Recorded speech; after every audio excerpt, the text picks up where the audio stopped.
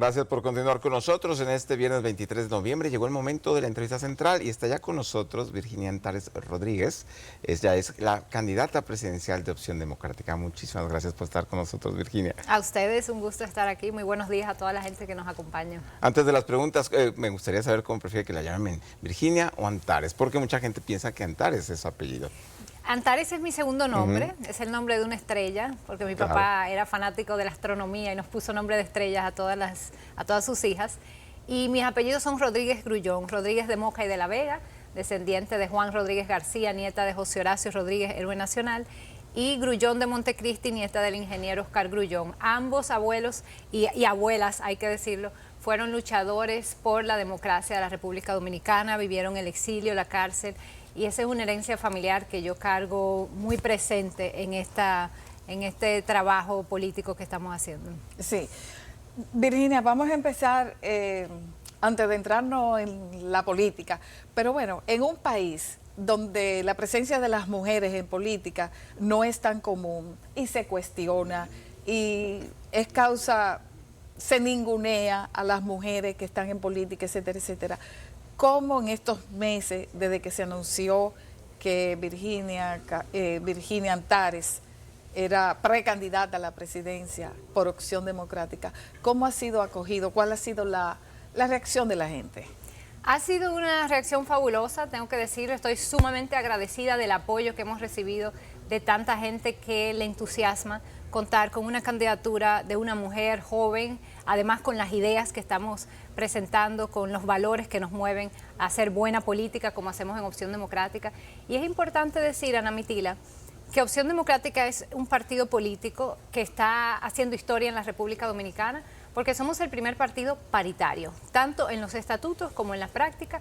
Todos los espacios de dirección, desde la dirección política, la dirección nacional, las direcciones territoriales, están ocupadas de manera paritaria por hombres y por mujeres. Así los escogemos en procesos democráticos, porque además le hacemos honor a nuestro nombre, somos un partido democrático, estamos creando una cultura interna de una organización política donde los procesos y los liderazgos se escogen en base a democracia, elecciones abiertas, equitativas, reguladas, que sean un ejemplo del tipo de elecciones y de la cultura política que queremos tener un día a nivel nacional en toda la República Dominicana. Opción Democrática es un partido relativamente nuevo, por supuesto, no sé si ustedes como prefieran que los consideren como emergente o como minoritario, pero ya tienen presencia en el Congreso y tienen presencia como regidores. Y ahora están estableciendo alianzas, una de ellas que fue tema de debate y tema de redes sociales cuando establecieron una alianza con la Fuerza del Pueblo, antiguos aliados de su dirigente, de su principal dirigente, que es Minú Tavares.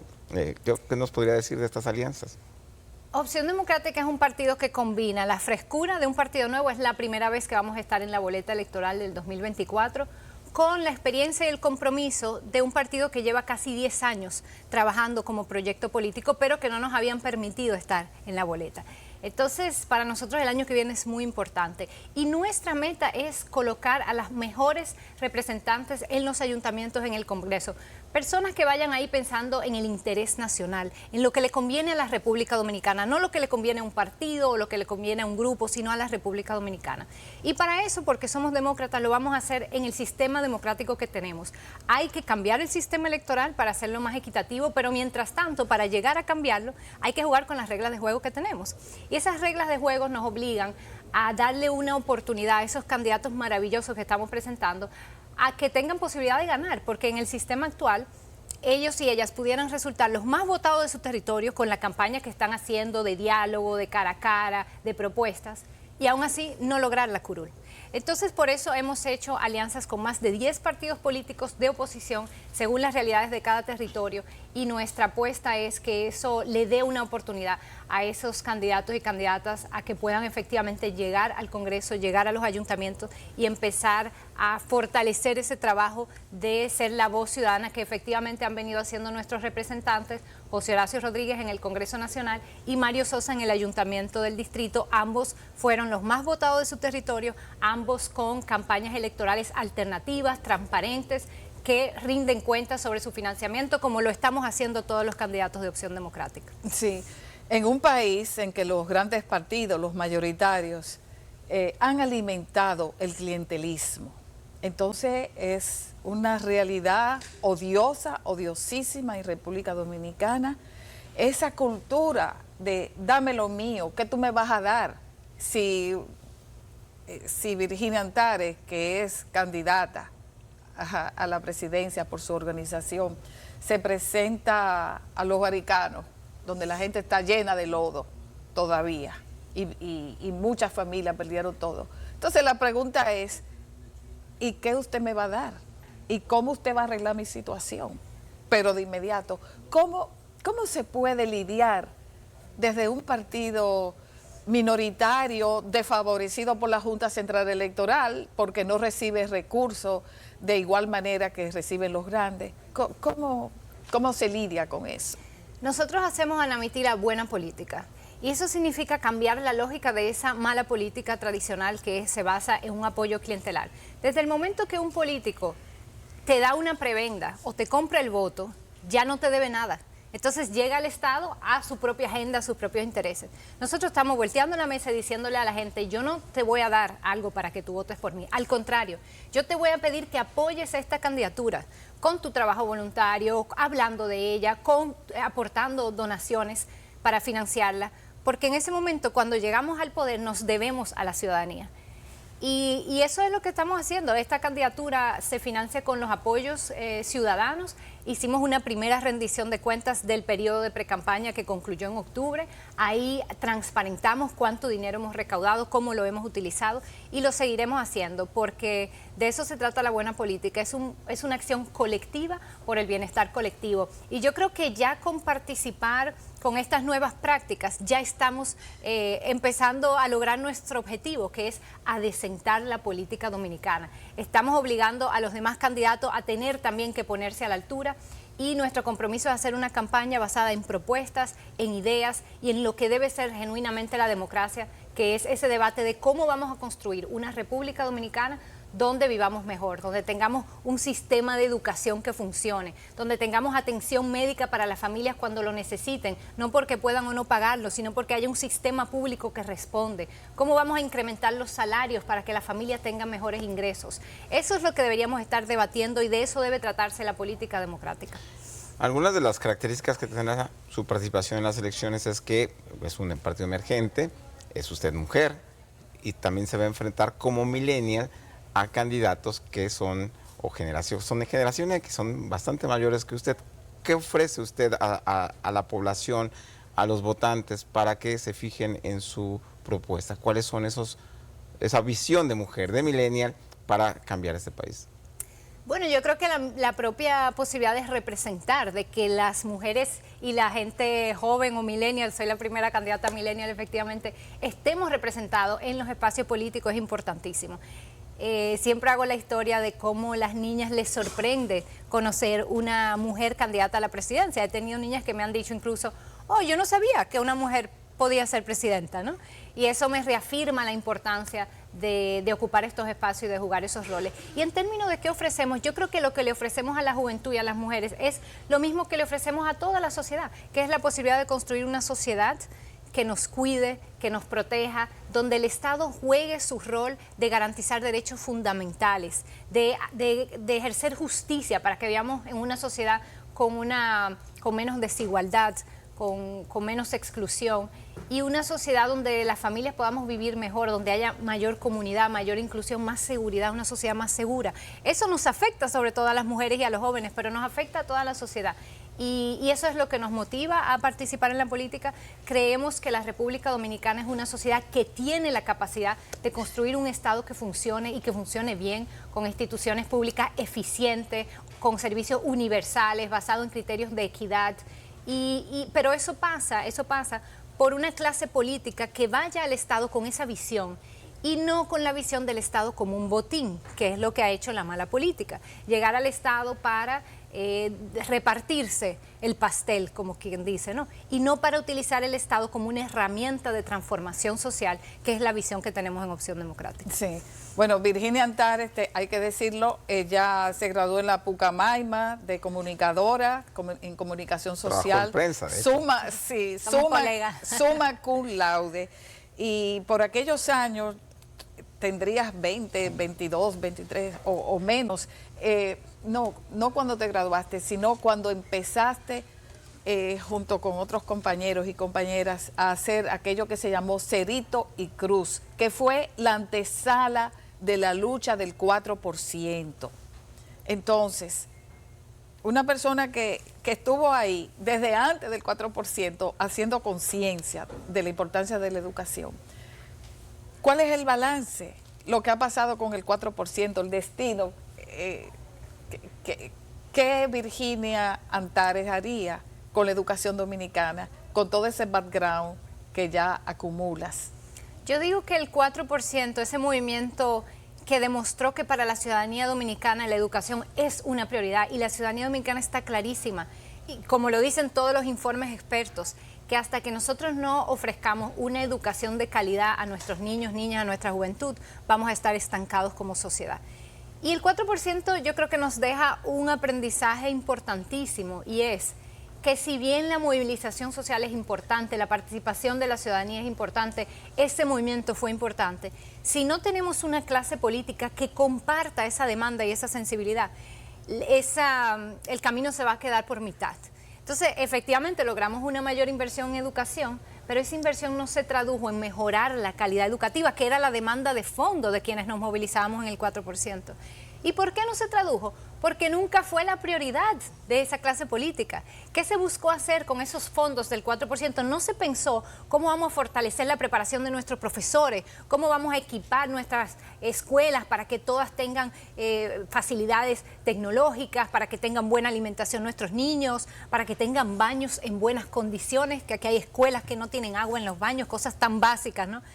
No, lo que se estaba pensando es, bueno, ¿cómo puedo hacer negocio con estos 4%? Y se dirigió todos esos fondos sobre todo a la construcción de escuelas sin criterio y bajo un esquema mafioso que lo que buscaba era enriquecerse, porque hay una visión de ir al Estado a lucrarse. Y yo decía, Ana Mitila, en el discurso de proclamación cuando oficializaron esta candidatura presidencial en la Asamblea de Delegados de Opción Democrática, que al Estado no se puede ir a lucrarse. Al Estado no se puede ir pensando en hacer negocios. Quienes quieran hacer negocios, qué bueno, les necesitamos como país, pero en el sector privado. Ahí es a donde se va a hacer negocios. Al Estado hay que ir con una visión de servicio, con un sentido de las políticas públicas que vamos a implementar, con una visión de la República Dominicana que queremos ser de aquí a 5, a 10, a 20 años. Y esa es la visión que nos mueve a quienes estamos en Opción Democrática, a todas las personas que estamos llevando candidaturas en este sistema tan desigual, pero apostando a esa ciudadanía consciente, a esa reserva moral, como me decía alguien, que sigue teniendo la República Dominicana. Y bueno, creo que el 4% me confirmó a mí personalmente la importancia de que personas como yo, que teníamos esa sensibilidad social, que estábamos participando activamente en los movimientos, nos atreviéramos a dar el paso a la política. Así que aquí estamos 10 años más tarde, más de 10 años más tarde. Sí, haciendo... además de aquellos movimientos y de su vinculación con el 4%, las protestas por el 4% también tiene en su background el tema del cambio climático. Y República Dominicana, como todos lo sabemos, estamos en el paso de los huracanes, somos demasiado vulnerables al calentamiento global. ¿Cuáles serían sus prioridades, sus propuestas? ¿Qué vamos a hacer? Porque, como lo vimos en estos 2 últimos años, lluvias que no significaban ni siquiera peligro de tormenta, devastaron el año pasado a Santo Domingo y este año al centro del país. Así es que el tema ambiental ha sido otro tema por el cual la ciudadanía dominicana viene movilizándose, el respeto de las áreas protegidas. Y es interesante porque todas esas luchas de las que yo vengo y venimos muchas personas que estamos hoy en Opción Democrática, el tema ambiental, la educación, un sistema de impuestos más justos, son luchas que ahora de estar en las calles, ahora las llevamos desde la arena política. A eso vamos al Estado, a implementar todas esas reformas que hemos exigido desde la calle, que el pueblo dominicano ha exigido y que la clase política no le ha dado respuesta. Y el tema ambiental es uno de ellos. Y yo decía en un video que sacaba en las redes en estos días, estas lluvias intensas que acaban de pasar, que hemos tenido uno de los mayores niveles de lluvia en el menor tiempo, es de ese tipo de fenómenos que hablamos cada vez que hablamos de cambio climático, que venimos diciéndolo hace mucho. Somos uno de los 10 países del mundo que está siendo y que será más afectado por el cambio climático. eso significa que ese tipo de fenómenos van a seguir pasando cada vez con más frecuencia. La pregunta es cómo nos vamos a preparar para eso, cómo vamos a tomar medidas para proteger nuestras áreas protegidas, recuperar los suelos, que son nuestra principal protección contra las inundaciones. En la naturaleza los suelos sirven de esponjas. Y cuando llueve en exceso absorben esa agua de manera que no se inunda, sino que sirven de esponja. Y luego cuando hay sequías también los retienen por más tiempo. Pero en la medida en que hemos deforestado las cuencas de nuestros ríos, en la medida que pavimentamos toda la ciudad sin dejar áreas verdes, esa función de los suelos se pierde. Y entonces la ciudad tiene que lidiar con más agua y además no hemos invertido en sistemas de drenaje y alcantarillado, que son también una prioridad. Ahí se necesita también un menor... Ni tampoco en sistemas de reciclaje. Eso, un mejor manejo de los desechos sólidos. Nosotros estamos planteando establecer planes nacional de separación de desechos para compostar lo orgánico y que pueda regresar al suelo para alimentarlo y además para reciclar gran parte de la basura y también para disminuir.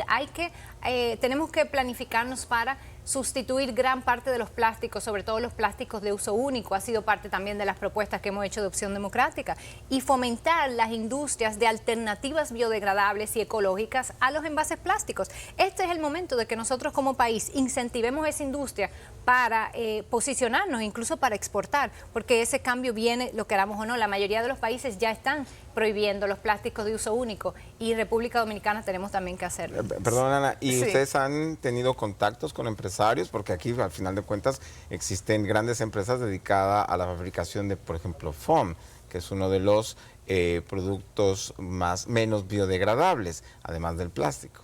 Y aquí se hizo toda una discusión en torno a la ley de gestión de residuos sólidos, que en un momento incluía la sustitución gradual de plásticos de uso único y luego eso se le eliminó. Nuestro diputado José Horacio fue de los que abogó porque eso estuviera. Pero tenemos que tener una discusión como sociedad y sobre todo yo siempre planteo esto. Nosotros planteamos, esta sociedad necesita cambios y transformaciones profundas. Pero por supuesto que esas transformaciones también hay que hacerlas en base al diálogo y en base a la gradualidad, para darle tiempo a los actores a que se preparen, a que se planifiquen, pero hay que asumirlo, porque estamos hablando del futuro de la República Dominicana y de la posibilidad de seguir viviendo aquí en esta tierra, de no convertirnos en refugiados ambientales, como proyectan muchos estudios que sucederá en la República Dominicana, pero eso lo podemos prevenir si tomamos las políticas públicas a tiempo. Sí, Virginia Antari, siguiendo ese hilo, pero lo que no se percibe es una voluntad política desde los ayuntamientos. Bueno, incluso existe una federación de ayuntamientos. O sea, estamos hablando de todos los ayuntamientos del país. No se percibe una política ni una campaña educativa, nada que nos ayude a ir caminando, a lograr esa sociedad donde se recicla, donde cada uno desde su hogar, desde su casa, divide qué es lo que es plástico, qué es lo que es vidrio, qué es lo que es Tetra Pak, etcétera, etcétera, etcétera, con esa conciencia. No se percibe desde el Estado ninguna acción a favor de esto. ¿Qué podemos esperar? Estoy de acuerdo. ¿Y qué estamos haciendo nosotros? Les invito a la gente a que busquen a los y las candidatas a regidores que estamos llevando a Opción Democrática, que están precisamente hablando de esas cosas. Aquí en el distrito, por ejemplo, nuestros candidatos a regidores hicieron una jornada de siembra de árboles para aumentar la cantidad de áreas verdes y de árboles que hay en la ciudad, y están en ese proceso. Tienen propuestas de gestión de reciclaje, de separación de residuos. Nosotros estamos poniendo esa conversación sobre la mesa porque estoy de acuerdo. Es de eso que tenemos que estar hablando, de cómo nos vamos a preparar como sociedad para ese mundo tan retador que viene y cómo vamos a utilizar estas crisis múltiples que estamos viviendo, económicas, ecológicas, de salud, para hacer esas transformaciones que tenemos tanto tiempo pendientes, para fortalecer nuestro sistema de salud, para fortalecer las políticas ambientales, para hacer una economía que funcione al favor de la gente, a favor de las familias, que le garantice mejores salarios y mejores ingresos. Esos son los temas que tenemos que estar discutiendo y esos son los temas que nuestros candidatos, y me siento sumamente orgullosa de eso, están planteando y están haciendo campaña en torno a eso. ¿Y cómo luchará Virginia Antares en contra de los prejuicios, muy especialmente de la población mayor, aquellos mayores de 55 años que ven en usted a alguien que podría ser su hija o incluso su nieta? Su nieta. Y al mismo tiempo, ¿cómo convencen a estos muchachos jóvenes que lo que están haciendo es entretenerse en TikTok? La gente mayor está feliz de ver gente joven participando en la política. Y hay que decir que nuestro partido es el que tiene mayor proporción de jóvenes en comparación con otros partidos. Y al contrario, yo a veces tengo que recordar a la gente en los discursos y decir, mira, qué bueno, que nosotros por supuesto apoyamos la participación de la juventud, pero la verdadera fortaleza, la verdadera riqueza está en la fuerza intergeneracional, en esa riqueza entre la frescura y la energía de la juventud, pero también la experiencia y la sabiduría de las personas mayores, y eso es lo que valoramos en Opción Democrática. Tampoco yo creo que las personas mayores haya que excluirlas o que no tienen un rol importante que jugar, y a veces yo misma soy la que lo tengo que poner sobre la mesa, porque en realidad personas de todas las edades están muy entusiasmados de ver a tanta gente joven participando en la política. Sí, hace unos minutos hablabas de que este país demanda cambios estructurales y ahorita en otro segmento del programa hablábamos sobre los préstamos, los 20 años tomando préstamos de los diferentes gobiernos del PLD, cuando Hipólito Mejía, y ahora con el PRM, la misma canción, el mismo esquema, el mismo guión de esta película. Entonces, Virginia Antares, desde ese país con el que sueña, ¿cuáles serían esos cambios estructurales y qué vamos a hacer con esta carrera infinita de préstamos, deudas e intereses? El tema del endeudamiento nos lleva a otro tema fundamental, estructural, como tú bien dices, Ana Mitila, y es el tema de los impuestos. Parte de la razón por la que seguimos dependiendo de endeudamiento es porque el Estado no recauda lo suficiente para cubrir las necesidades. Es más, las necesidades no solo lo que cubre desde ahora, sino lo que le falta. Nosotros deberíamos estar invirtiendo probablemente el doble en educación, en salud, en alcantarillado, en cultura, en transporte, en toda esa inversión social que garantiza una mejor calidad de vida. ¿Cuál es el problema? Que los sectores que están acumulando el gran capital en este país no están pagando impuestos. Y tenemos un sistema de impuestos que sobrecarga a la clase media de los sectores trabajadores. Entonces tú tienes una clase media ahogada en impuestos, que tiene una presión, según calcula nuestro candidato Eric Ortiz, que es experto en estos temas. Él habla de que la clase media aquí tiene una presión tributaria de un 40% de su ingreso o más se va en impuestos. Mientras tú tienes grandes sectores como el sector turismo, el sector zona franca, el sector minero, que reciben beneficios para no pagar impuestos. Y además, incentivos que no están, porque los incentivos no son necesariamente malos, pero tienen que estar pensados en nuestras metas de desarrollo como país. Que los incentivos sean incentivos inteligentes. Ahora mismo le damos una carta blanca para no pagar impuestos, entonces tenemos ese desbalance de un Estado que no recauda lo suficiente y por otro lado de una desigualdad tremenda. Porque el sistema de impuestos dominicano, una vez la gente paga su impuesto, la desigualdad te aumenta. Un sistema de impuestos debe hacerte lo contrario. Si hay este nivel de desigualdad, porque todo el mundo paga su impuesto, se reduce y te nivela un poco. No, aquí te lo aumenta, porque es un sistema sumamente regresivo, como se le llama a este tipo de sistemas. Y hay que decir que en el 2024, una vez pasen las elecciones, aquí viene una reforma fiscal. Eso es un secreto a voces. La pregunta es, ¿a favor de quién se va a hacer esa reforma fiscal? ¿Se va nuevamente a hacer como se ha hecho en las últimas décadas, a seguir dándole exenciones a esos grandes sectores, a seguir sobrecargando a la clase media con impuestos al consumo, como el ITEVIS, como el impuesto a las telecomunicaciones, como el impuesto a los combustibles?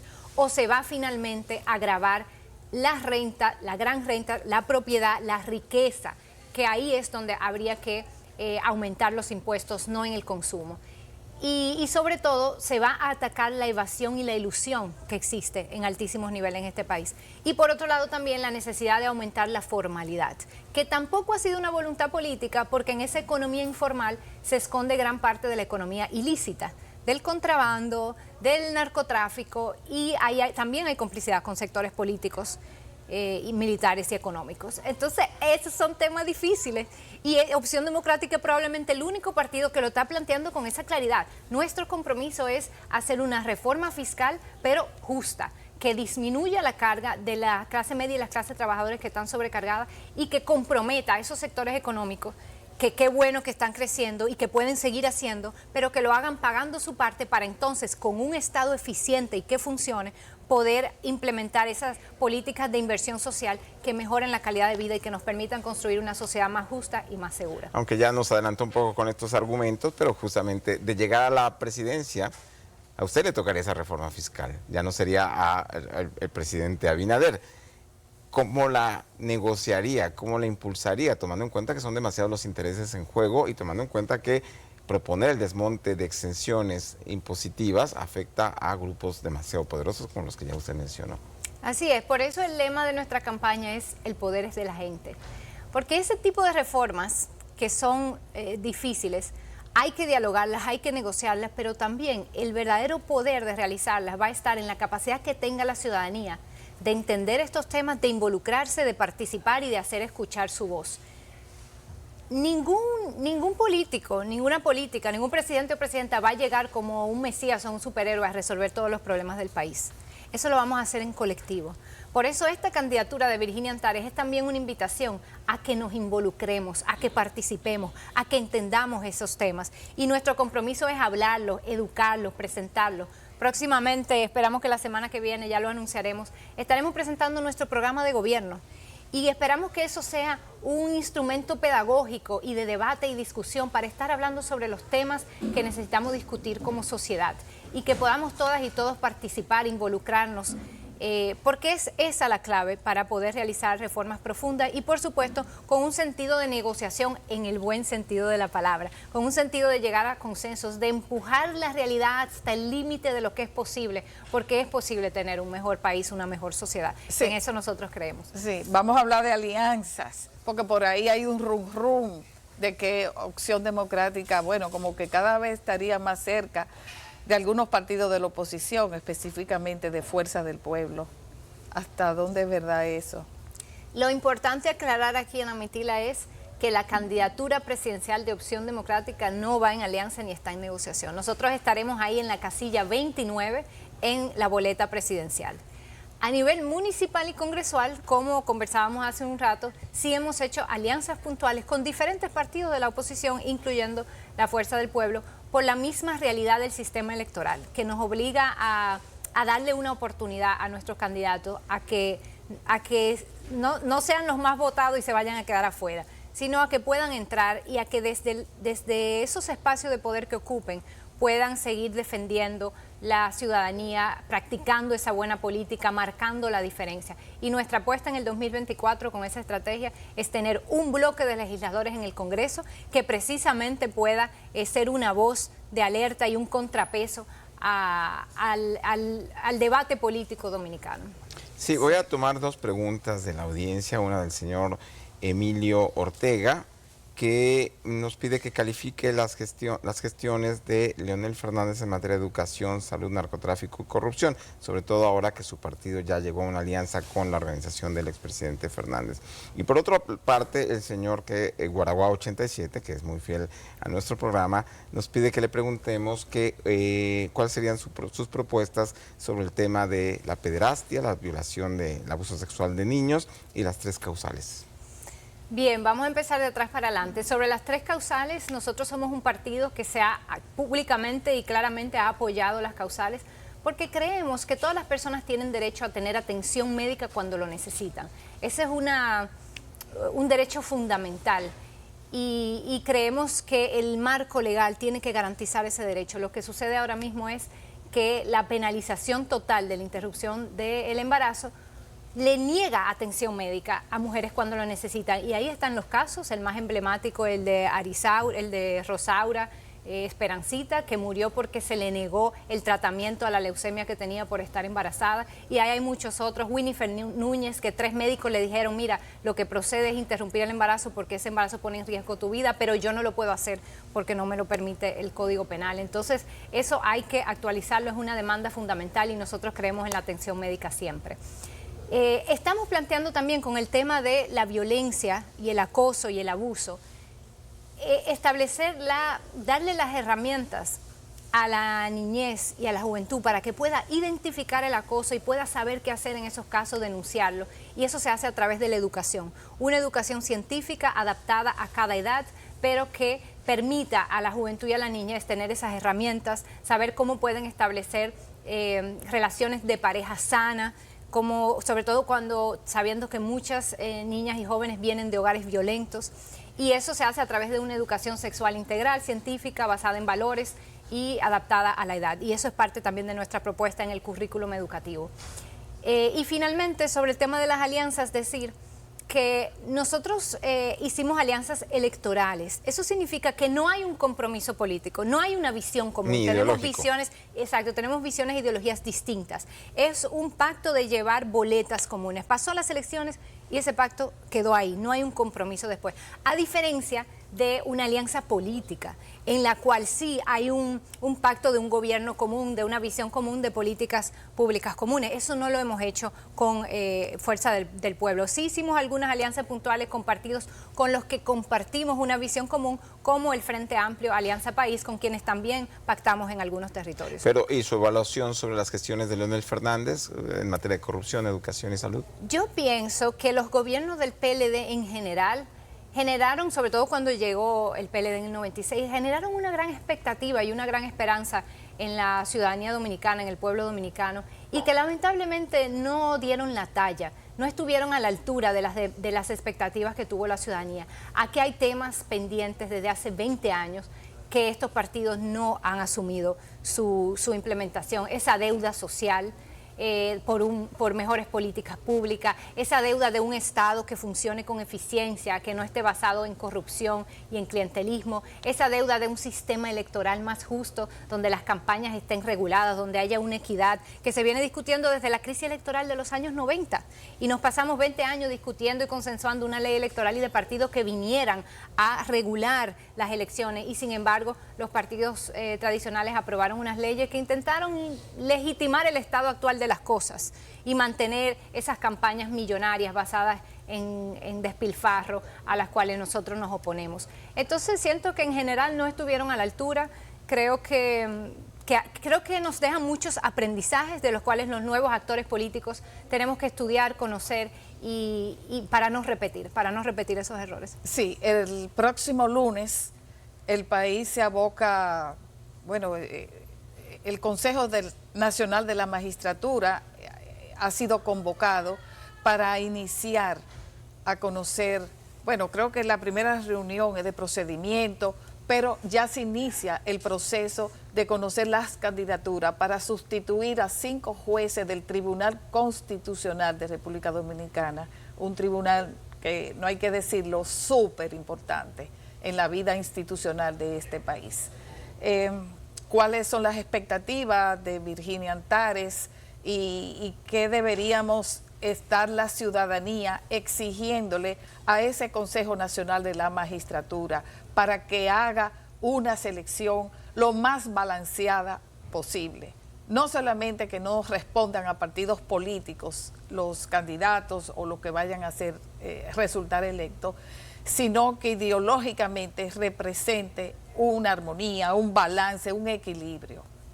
Así es un proceso importantísimo que inicia ahora. Creo que el rol de toda la sociedad y toda la ciudadanía es estar vigilantes, darle seguimiento. Me parece muy positivo que se ha articulado una iniciativa ciudadana en la que está participación ciudadana, algunas universidades, me parece que está la UAS, de veeduría y vigilancia de ese proceso, que es fundamental, y sobre todo de parte del Consejo Nacional de la Magistratura, que es un órgano que habrá que reformar para volver a ser lo más balanceado como fue en su concepción original, luego de la crisis que mencionábamos del 94, pero que en la Constitución de 2010 el presidente Leonel Fernández cambió para que el partido de gobierno tuviese control de ese consejo. Entonces eso hay que revertirlo y volver a un consejo de la magistratura que sea más balanceado. O sea, una reforma constitucional. Claro que sí, claro que sí.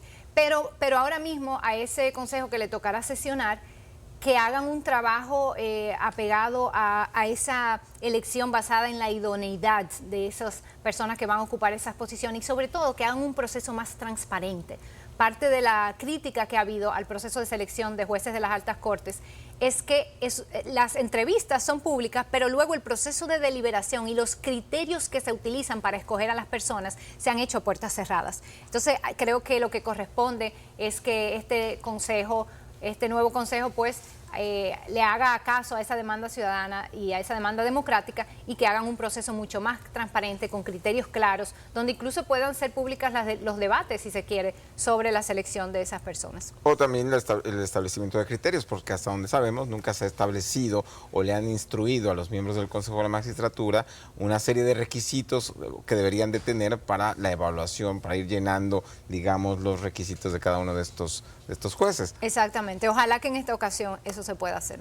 Finalmente, porque lamentablemente nos tenemos que ir, me gustaría saber si ya inscribió su candidatura. Aunque hay un plazo límite, se puede inscribir antes. Lo mismo que las alianzas, que el plazo ya había vencido, y el plazo para presentar a todos los candidatos de elección popular vencía, si mal no recuerdo, el lunes. Le dieron un plazo por las lluvias. Si ya tienen ustedes su lista, el mapa conformado de alianzas y la lista de candidatos. Así es, la tenemos. Hay un equipo electoral en el partido que ha estado trabajando arduamente en ese proceso, todos los candidatos presentando sus papeles, las pruebas, los requisitos para inscribir esas alianzas. Ya la lista está completa. Y recordar que nosotros tuvimos una convención de delegados donde ratificamos democráticamente todas nuestras candidaturas y todos los pactos y alianzas electorales. Luego, en mi caso, luego de ya haber sido electa en una consulta interna donde participaron unos 400 delegados y contamos con el apoyo del 97% de los votos, de manera que este ha sido una candidatura democrática. Y esa es nuestra apuesta, seguir fortaleciendo los procesos democráticos, tanto en lo interno de Opción Democrática como en el país, en la República Dominicana. Pues muchas gracias a Virginia Antares Rodríguez por habernos acompañado en la entrevista central de El Despertador. Y nos vamos ahora con Víctor Bautista y sus 2 minutos. Después regresamos con más información sobre migración, cine y salud. Muchísimas gracias.